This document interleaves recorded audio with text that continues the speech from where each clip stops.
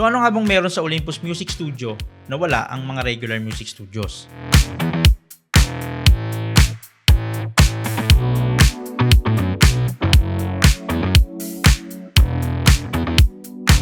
Intro muna tayo.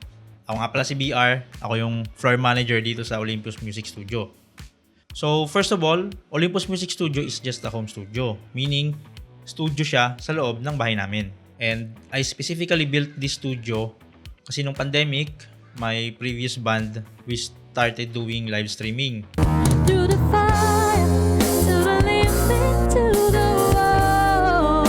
Bago mag-live stream, mag-set up. After mag-live stream, magpa-pack up, set up, pack up, and medyo hassle. So, I built this studio for that purpose. Kaso lang, inabandonan na kasi nila ako eh.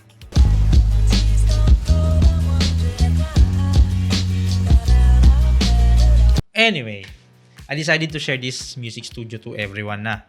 So, ang topic natin today is, ano bang meron dito sa Olympus Music Studio na wala ang mga regular or common music studios? Number one is yung in-ear monitoring. So, in-ear monitoring system or IEMs are basically just earphones or headsets na sinusuot ng mga musicians and singers para marinig nila yung preferred mix ng song or ng banda. So, common to sa mga large gigs or large events, pero hindi siya talaga standard sa mga rehearsal studios. So, ang advantage ng in-ear monitoring systems namin dito is yung personal mix for every band member. So, for example, mas preferred ng bass players na marinig yung bass guitar and yung drums. Syempre, yung earphones nila or yung in-ear monitor systems nila, mas malakas yung levels nung bass and yung drums. Mas mahina naman yung guitars. So here's your holiday. Hope you enjoy.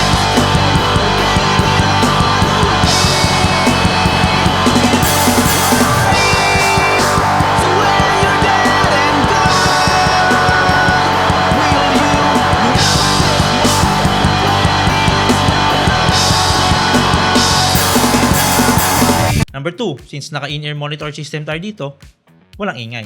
Silent studio kung tawagin. Walang amplifiers. Meaning, lahat ng instrument plugged in directly sa mixer. The bass guitar is plugged in through a DI box. Tapos yung DI box ang nakakonect sa mixer. And yung guitars natin, directly plugged in sila sa mixer using the high-Z channels. High-Z meaning high impedance. In short, hindi na nila kailangan ng DI box. Pwede na silang directly plug in sa mixer. And since silent studio nga, kung tawagin, we use electric drums. So this is to further reduce the noise output na pipick up ng mic. Yung ganitong setup is very optimal for live streaming and recording.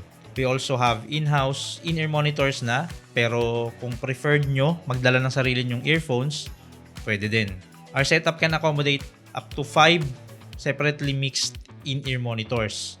And meron din kaming additional na 8 slots for listeners. So kung may mga kasama yung banda, pwede silang magsuot ng in-ear monitor para marinig din yung tugtog. So aside from that, we also have studio monitors that can act as loudspeakers para hindi na kailangan mag-earphones ng mga kasama ng banda, pero maririnig pa rin nila yung music. Number 3 is multi-track recording. So we can record your whole session or song in live multitrack, which means na kahit sabay-sabay kayong tutugtog, every instrument is recorded individually on their own tracks. Meaning, may sariling track yung guitar, may sariling track yung bass, may sariling track yung drums, may sariling track yung vocals, etc. So this kind of setup makes it easier to fix mistakes during live recording. And at the same time, hindi mahirap timplahin or i-mix yung music nyo. Hindi lang yon. When we say multitrack, we mean multitrack. So, punta muna tayo sa drums para magets natin yun. So, this is the new XTM8. So, currently, this is new X top-of-the-line electric drum set. So, maraming research ang pinagdaan ako dito before I decided to get this one. And one of the reasons why I decided to purchase this is because it can record individual tracks for each triggers. So, testing natin. So, I have my laptop here with me. Hindi ko alam kung kita nyo, but it is on screen record. So, kung mapapansin nyo, may sariling track yung bass drum, snare, toms, and even the cymbals. Lahat. Isang track para dito, isang track para dito, isang track para dito, isang track para dito. Lahat yan, tigi isang track yan. And pag pinalo natin yung snare, mapapansin nyo, dun lang siya sa track ng snare nag-record. Pag tinapakan natin yung bass drum, yon, meron siyang recording sa bass drum. Hindi ata kita eh. Zoom out muna natin. So, pag pinalo natin yung cymbals, makikita nyo na doon lang siya sa cymbals nag-record. Yan. We're doing bass. So, sa track lang siya ng bass drum nagre-record. If we do a quick drum roll, magkakaibang track siya magre-record. So, pansinin nyo. Yan. So, when we went multi-track, this is multi-track.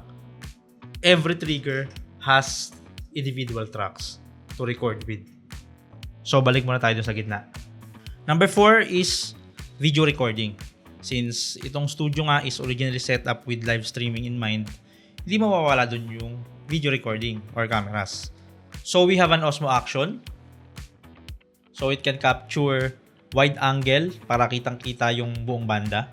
And we have this little Osmo Pocket 3, which is dubbed as the best portable video camera out there. So, both cameras can easily record 4K quality videos para hindi mabitin yung mga viewers sa live stream and sa recordings nyo. But we're still planning to add more cameras soon. Siyempre, hintayin mo natin kumita yung studio. Number 5, fast internet and free Wi-Fi. Again, streaming, online streaming, live streaming. So, very essential yung mabilis na internet. So, dito sa studio namin, meron kaming PLDT internet and converged internet. Siyempre, alam naman natin kung gaano ka-unstable yung internet natin dito sa Pilipinas. So, we had both. We had two.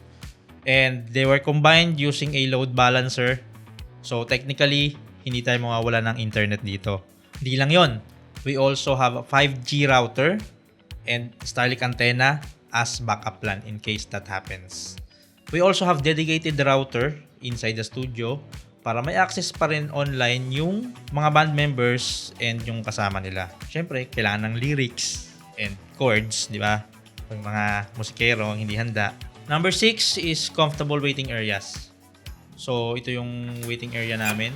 Pwede kayong tumambay dito while waiting for the previous band to finish their session.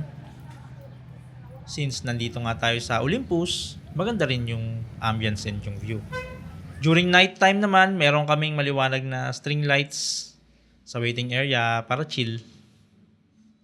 Number 7 is the price. For as low as 300 pesos per hour, pwede nyo nang subukan mag-jam or mag-rehearse dito sa Olympus. Same price will apply kung solo artist ka lang and you want to record solo covers. For example, mag-isa ka lang naman at isa kang multi-talented artist kagaya ko na gustong i-record ang sarili mo sa drums, sa guitars, sa piano, gusto mo rin kumanta, pwede yan dito. 300 pesos per hour din. And for as low as 500 per hour, pwede na din kayong mag-live recording or live stream ng banda mo dito. I-assist namin kayo how to set up your stream.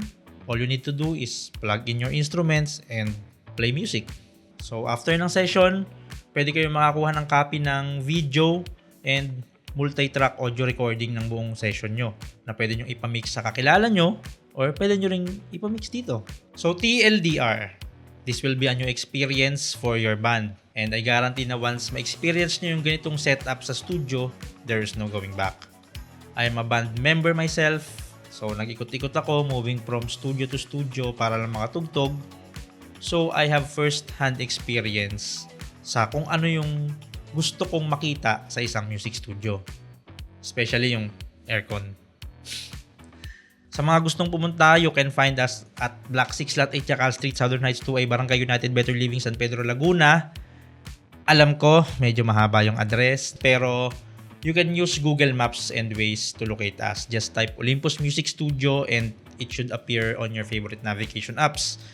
20 minutes away from Muntinlupa and San Pedro boundary. Actually, less pa nga eh. 15 kaya. I strongly suggest na mag-message muna kayo sa page namin for reservations. Currently, we do not allow walk-ins. So, send us a message first or call us dito sa number na to. Don't forget to follow the page. May mga cover songs kami doon and meron kaming mga recordings from different bands with their original songs. Nag-upload din kami ng mga cover songs. Minsan, pag hindi busy, pag kompleto yung banda. Ang daming variables na dahilan bakit hindi makompleto yung banda. Yun lang. Hanggang sa muli. Paalam.